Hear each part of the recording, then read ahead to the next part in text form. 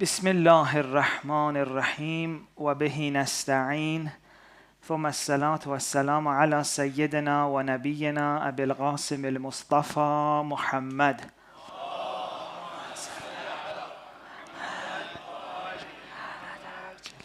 وعلى آله الطيبين الطاهرين. Dear sisters and brothers, Assalamu alaikum. I pray that you're all well, inshallah. And even if you're not, I hope at least for this half an hour that we're together, we forget about where we are and spend a few minutes together in heaven. One of my teachers was saying he took someone for ziyarah, a friend of his. He says the whole time that guy there was asking for wishes, du'as, not that there's anything wrong with that. The guy kept asking, God, give me money, God, give me money, God, give me money. After 5 days of all of that, he was a little bit like, where's this money coming?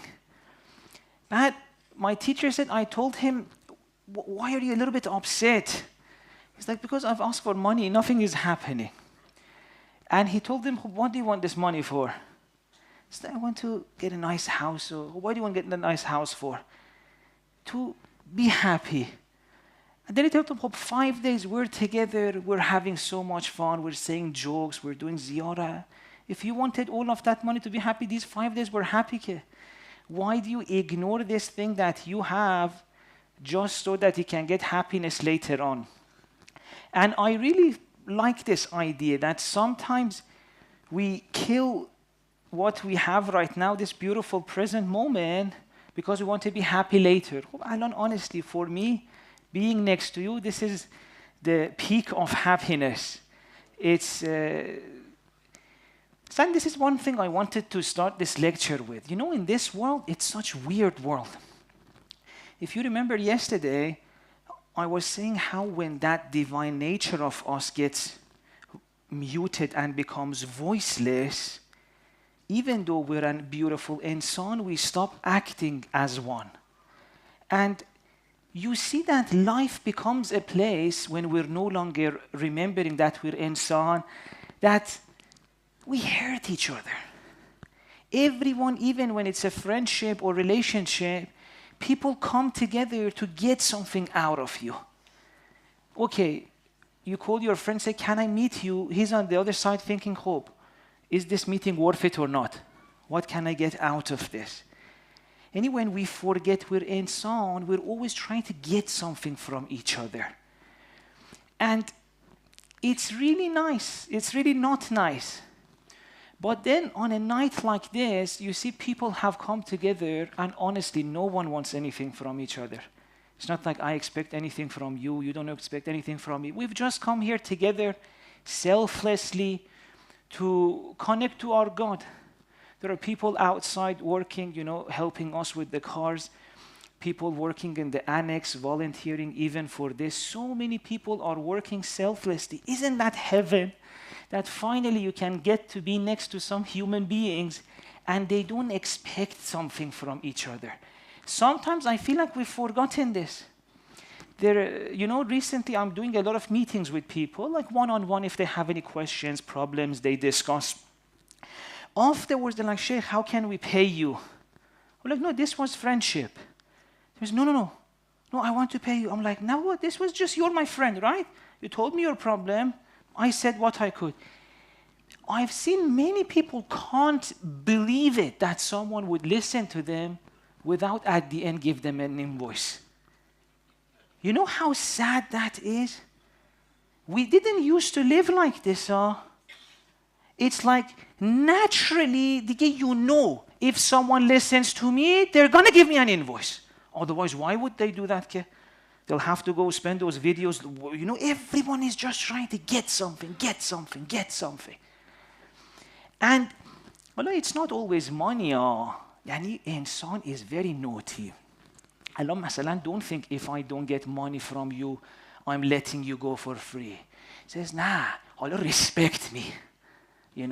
He's the sheikh who doesn't ask for money, for example. Or he's the sheikh who... it's a weird thing. when you forget your relationship with God, everything becomes weird and strange. Someone wants to help us afterwards, he wants us to thank them, respect them. And for many of us, it's become the norm. Even I know sometimes now we're talking about an event, they put a contract in front of me. I'm like, I get it, but at some level, we're both insan, you realize, right? We can do things differently too. I'm not judging God, I'm just saying that's what has happened. The person says, Alan, if I don't sign a contract with my brother, he may take the inheritance away from me. And he's right to worry about that though, because there's a million cases that brothers have stolen inheritance from one another. Alan, I heard the case recently. Maybe look what weird thing happened. The grandpa died. His children had such fight over the inheritance that the court blocked it. Because they were like, you have to settle it. We don't know who to give it to. And then one of the children died as well. So now his children, so inheritors just became so much more. The case has been in the court for 10, 15 years. Grandpa died, Alan, he's with God, but these guys are fighting so much to pull something away from the siblings that the inheritance is with the court right now. Why do this happen? And I'm not judging us, so I'm not saying I'm better than that person. Nah. Even Imam Sajjad in the Abu Hamza Thumali said, Insan, when you forget your relationship with God, that He's got you, this divine nature of you doesn't come, you think you're one of these animals. With animal world, this is the rule again, survival of the fittest. You get worried, you start acting like them. All the money for me, all the likes for me, all the followers for me, all the events for me, everything for me, for me, for me. Why? Because that divine nature in me has been forgotten. Please recite salawat.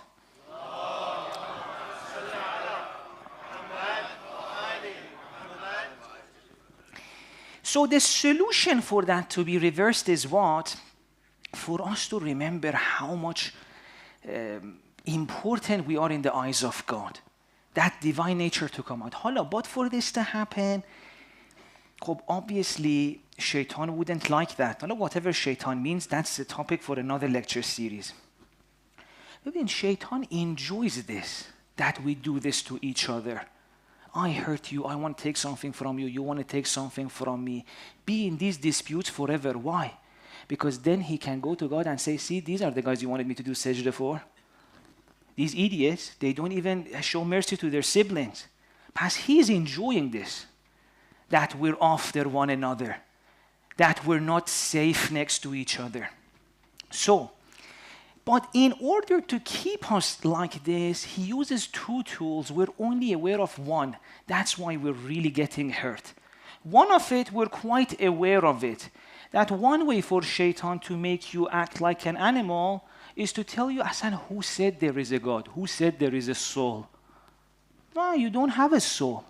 You're a series of accidents, so it happened to, you share your DNA with the monkey, okay, which is true in a lot of it. But the thing is, we're not the body. But if I'm not a soul, I'm that body, and that body shares so much of it with animals. As in one way, by telling you there's no God and there's no soul, it actually makes you believe you're an animal. So if I'm an animal, I have to behave like one.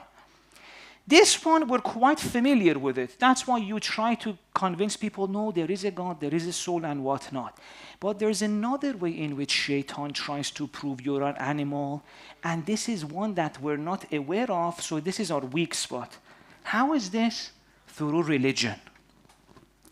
Not the religion of Prophet or Ahl Bayt, nah. He comes and hijacks religion, and in the language of religion convinces you you're not that special. You're not that important. You're an animal. It does this in many ways. One way, for example, it does this is that it tells you you're not going to be able to understand, which we spoke about it for a few days, right? مثلا it says you don't need to understand this. اصلا who are you to understand Quran or adiyah? Just read it. So you think the person who tells you to read the dua, read, he's on God's side. And he may think himself that he doesn't know. He's been played and he's playing you too. By telling you to read, you don't need to understand. Hassan, who are you to understand? He's actually implying, Hassan, you're not that special, kid. Who said you can understand God?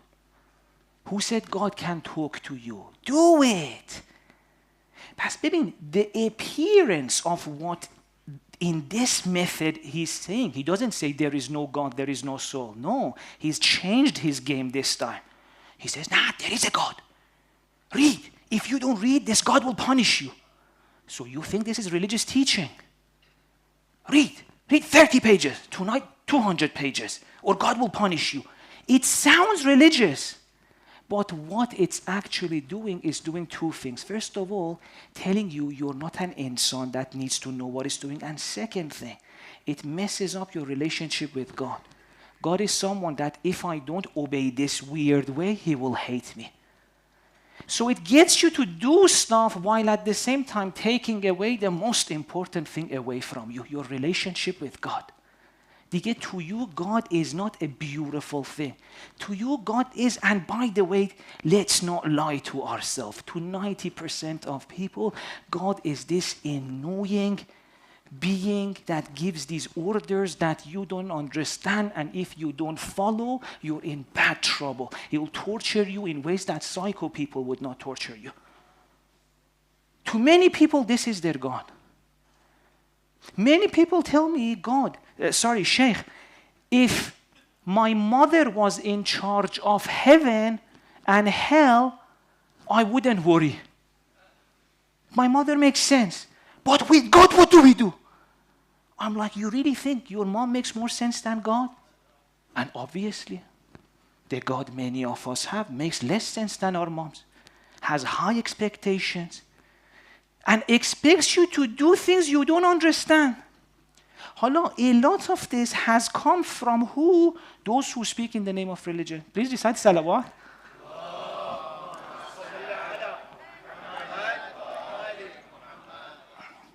Ashhadu an la ilaha illallah. The beauty of it is this. You go to Quran, you go to Ahl Bayt, they say, insan, you have to understand your relationship with God. I mentioned the hadith, أَوَّلُ الدِّينِ مَعْرِفَةُ اللَّهِ. The beginning of religion is to know God. But there are many hadiths. With a friend of mine, we have at least collected 40 hadiths from Imam Ali alayhi salam on the importance of self-knowledge. Inshallah, will be a book coming out very soon.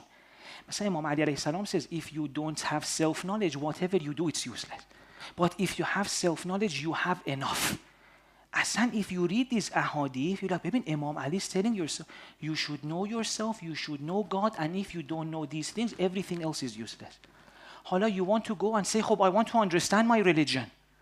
I want to understand what am I doing in this salat. What is the first thing you hear? Nah, you don't question religion. You do it. This person who tells you this takes a very religious look. But in reality, what is he doing? He's blocking you from following what the Ahl Bayt and Prophet told you. He says, you're not able to understand it. Let us teach you what God says. Let us teach you what Ahl Bayt say. Like, okay, fair enough. You say, I can't understand the Hadith. I can't understand the Quran. You tell me. But you go to them and ask them, who is God? They say, nah, we can't tell you. You wouldn't understand. The whole role of you was to help me understand.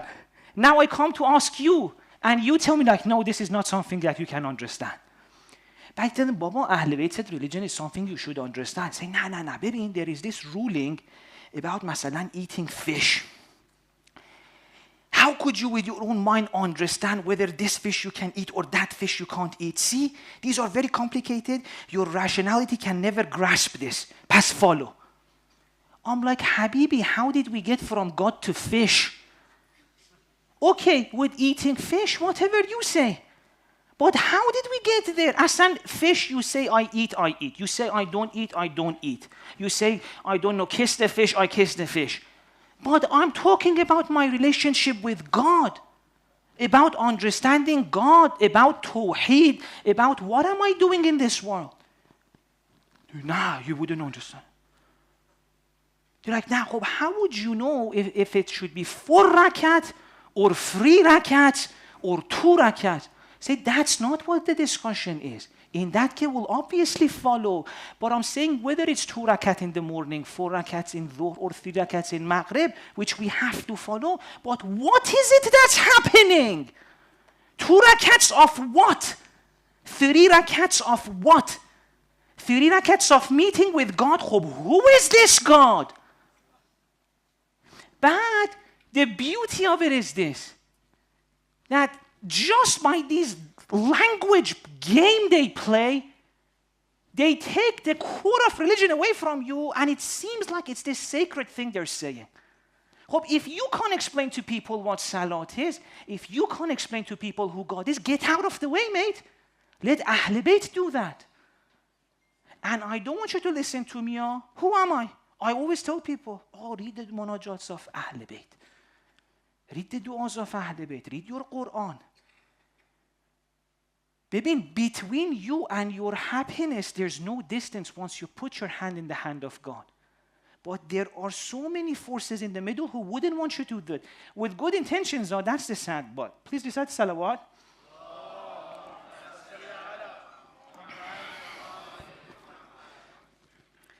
Again, just to explain, I'm not saying from tomorrow, masalan, recite 12 rakats.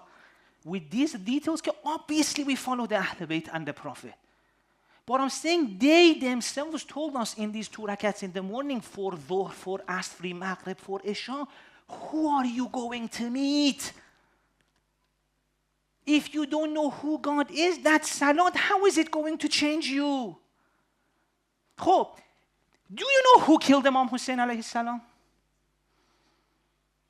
Do you remember I said there are 2 types of people through which Shaytan tries to imply that you're hayvan? One is the one who denies us and you have a soul. The other one who does that in the name of religion. The people who killed Imam Hussein, they all prayed. The people who killed Imam Hussein, some of them memorized Quran. One of them had walked to Hajj. Try doing that. But Ahl Bayt say, once you don't know who you are going to meet in your salat, you can do a salat and by evening go or by the next day go and kill your imam. Why? Because you did something, you didn't know what you're doing. Imagine, how can you go and have a meeting with Ar-Rahman and then go and kill Imam Hussein? What had Hussein done to you? He'd stole anything from you. He'd hurt you. He wanted anything that was yours. What had this human being done to you? As it shows, they went to Salat, but they didn't meet God. Because how can you go 5 times to a pool of water, to a river of water, and come out dirty? As if you don't know who God is, you go to Salat, but you're not meeting God. Hala, does the Shaykh say, stop Salat? May I die if I say that. Baba, Salat is the most precious gift of the Prophet. But I'm saying Salat happens when you know who God is. Let's hear a few words from Imam Hussein alayhi salam. You watched over me in the cradle as an infant, provided me with food, wholesome milk, and turned the hearts of the nursemaids towards me. You entrusted my upbringing to compassionate mothers, guarded me from the calamities brought by the jinn, and kept me secure from excess and lack. So exalted be you, O all-merciful, O all-compassionate. Then, when I began to utter speech, you completed for me your abundant blessings. You nurtured me more and more each year until, when my nature was perfected and my strength balanced, you made your argument incumbent upon me by inspiring me with recognition of you. amazing me with the marvels of your wisdom, awakening me to the wonders of your creation which you had multiplied in your heaven and your earth, and instilling in me your thanks and your remembrance. This is from Dua Arafah of Imam Hussein, which our brother beautifully translated and recited. In this 1 minute, which is in the beginning of Dua Arafah, Imam Hussein gives you an understanding of what religion is, what Hassan life is. He says, God, you nurtured me, you took care of me. Hala, I cut it. This is minute 3rd to 4th almost. Before this, Imam says, even before I came to this world, God, you showed love to me.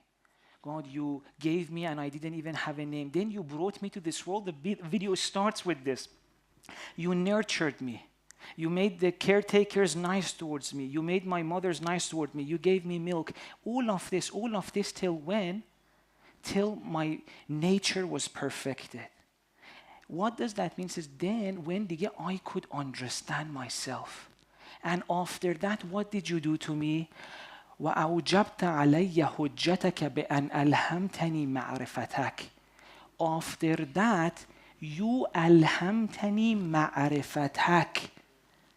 You ilhamed me. Ilham means what? Direct revelation of God to the heart of a human being. It says recognition of you. God, you sent it to me directly. This is insan. Insan is the being, according to Imam Hussein alayhi salam, that can get direct knowledge of God in its heart. And Imam Hussein says it is this knowledge in your heart that then gives God the hujjah. What does that mean? Yani, God wouldn't on the day of judgment, masalan, say, I sent you all of these books and sheikhs, why didn't you listen to me? Now, you know what Imam Hussein says God would say? In your own heart I spoke to you. Why didn't you listen? So, meaning the distance between you and God is the distance between you and your heart. But unfortunately, in this small distance between you and your heart, Shaytan has placed a maze. It's a very short distance. You just need to go to your heart and remember God and know that He's got your back. But once you want to do this, you enter into a maze created by Shaytan. Some people, when they enter into the maze, they just want to believe God is there for them. And we said, Imam Sajjad yesterday explains, the moment you remember God is there for you, you become a beautiful person. But you want to go there and feel that some people are sent into maze number 1. Hassan, who said there is a God? What if this world was created by accident? What if I'm just an animal? What if I'm a robot? By the time they go through that maze, they didn't have the chance to just listen to their heart 1 second that God is there. Some other people go through maze number 2, which is what I call the religious maze. Wants to just sit down with his Lord and enjoy, but I've committed so much sins. Why would God pay attention to me? I'm so unworthy. Or even worse, Hassan, why would I care about God? God wants to punish me. God is this being that you just fear and worship. Maybe it's a maze. By the time you want to go through all of these questions, you never sit down and say, God, I love you. I'm here to help me. All of these questions in the maze have answers. The problem is you wouldn't have someone like Ahl Bayt next to you to answer them for you, and you're not reading their du'as. So you'll be stuck in the maze for the rest of your life. Please recite salawat.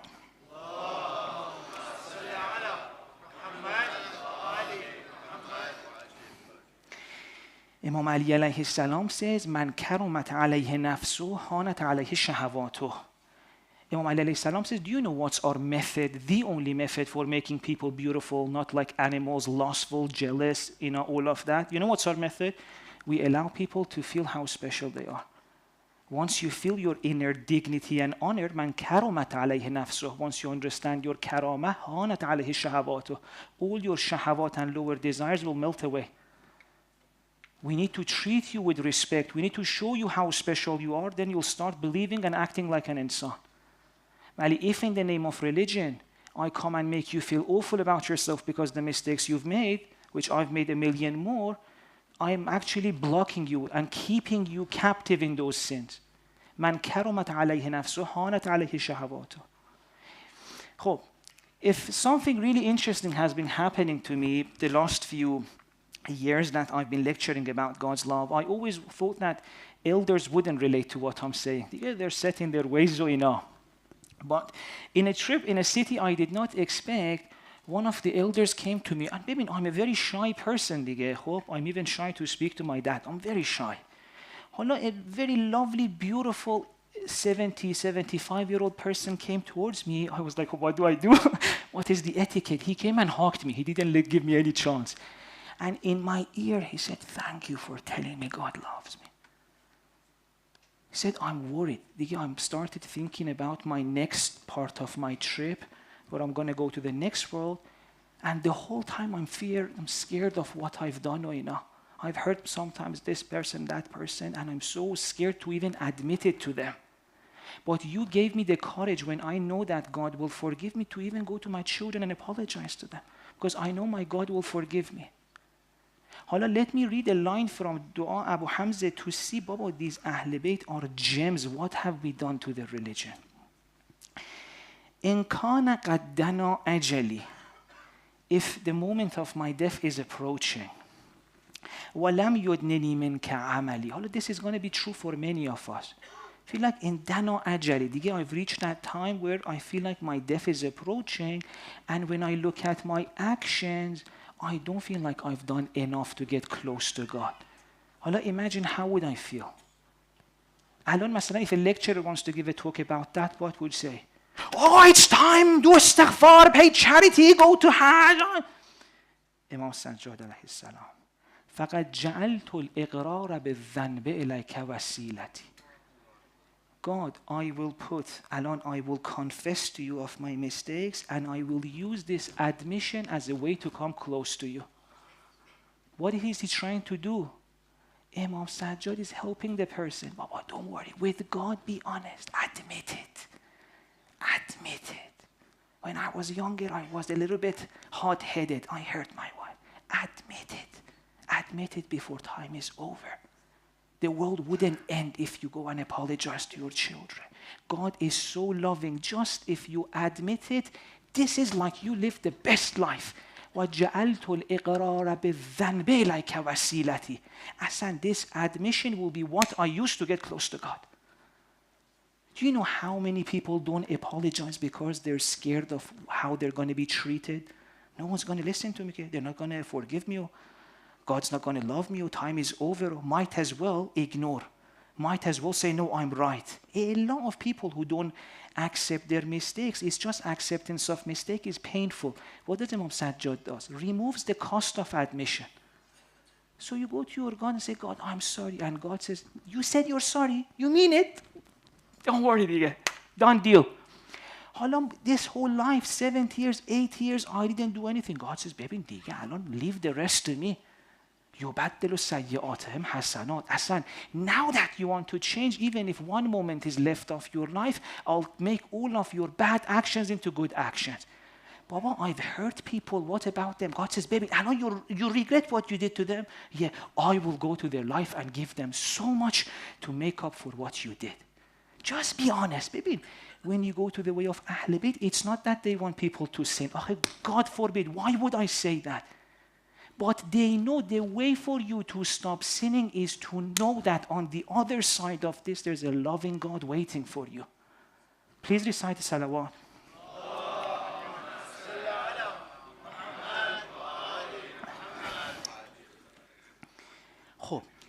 Baby, yesterday I asked you, who is God to you? What do you think God thinks about you? What do you think God feels about you? Internally, when you think of God, what adjectives come to your mind? Even now, think about it. God. See what adjectives come up. مثلا powerful comes, نمیدونم scary comes, what comes? Hello. That's where we are. I want to show you where is an ideal place to be. Should we go to Imam Sajjad alayhi salam? فَرَبِّي أَحْمَدُ شَيْءٍ عِنْدِي. My God is the most precious thing to me. Baby, honestly, which one among us, when he thinks of God, says, oh, the precious one. The praiseworthy one, the one I want to die for. In the Quran, Prophet Ibrahim, when he sees the sun sets, he says, I don't want a God that sets. You know, in Prophet Ibrahim's journey of finding a God, when these things set, the sun sets and these things go, do you know why he rejects sun as a God? He doesn't say, well, philosophically and according to the arguments by theologians, a God that sets is not acceptable. You know what he says? إِنِّي لَا أُحِبُّ الْآفِلِينَ. I don't love a God that is not there sometimes. I don't love a God that sits. I want my God to always be there. Past what is Prophet Ibrahim teaching us? Your God should be lovable. Oh, why is this important? And I have 25 seconds to explain that. I think tonight I'm going to be a little bit courageous. It's like tomorrow's the last light anyway. What's going to happen? I hope the snipers are not awake. ببین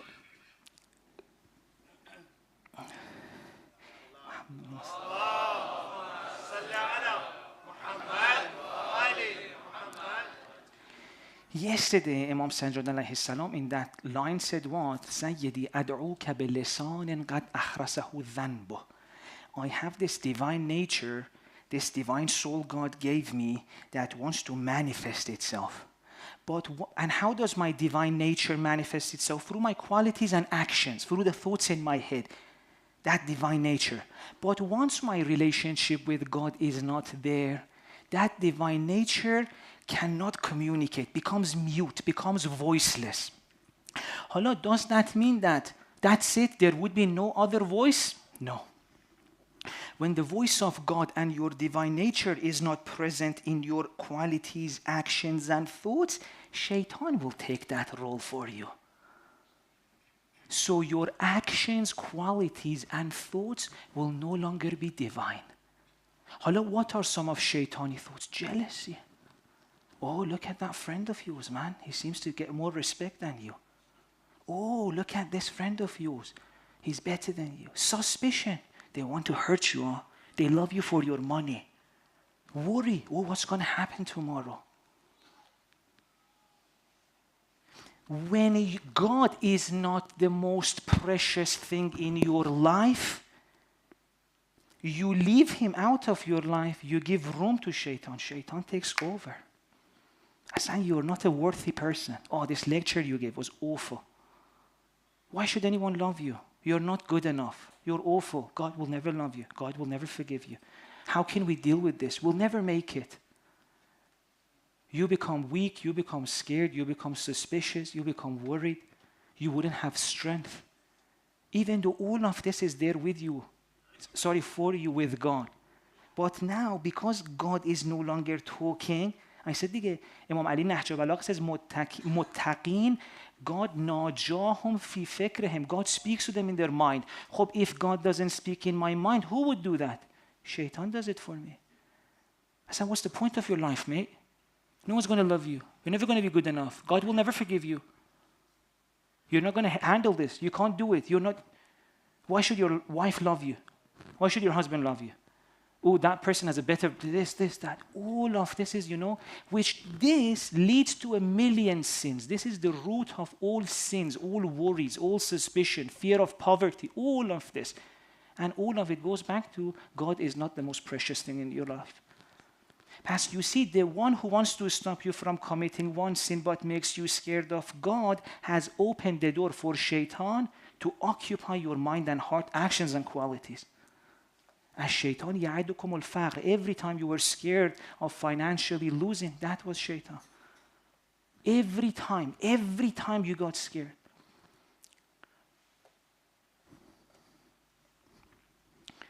May God inshallah enable us to remember how much He loves us, how much we mean to Him. And inshallah tomorrow we'll continue, but let's end with a salawat for the beautiful souls of all of our loved ones who are passed away, and anyone right now who's going through difficulty and they feel like there's no hope. Let's end with a salawat.